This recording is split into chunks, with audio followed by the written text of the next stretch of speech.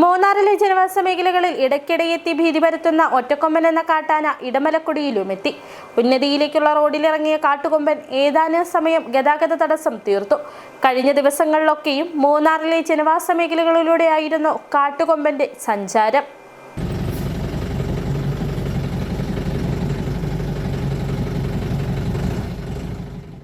മൂന്നാറിലെ ജനവാസ മേഖലകളിൽ ഇടയ്ക്കിടെയെത്തി ഭീതി പരത്തുകയും കൃഷിനാശം വരുത്തുകയും ചെയ്യുന്ന ഒറ്റക്കൊമ്പൻ എന്ന് വിളിപ്പേരുള്ള കാട്ടാന ഇടമലക്കുടിയിലുമെത്തി. കഴിഞ്ഞ ദിവസങ്ങളിലൊക്കെയും മൂന്നാറിലെ ജനവാസ മേഖലകളിലൂടെയായിരുന്നു കാട്ടുകൊമ്പന്റെ സഞ്ചാരം. ഇതിന് ശേഷമാണിപ്പോൾ ഒറ്റക്കൊമ്പന്റെ സാന്നിധ്യം ഇടമലക്കുടി മേഖലയിൽ ഉണ്ടായിട്ടുള്ളത്.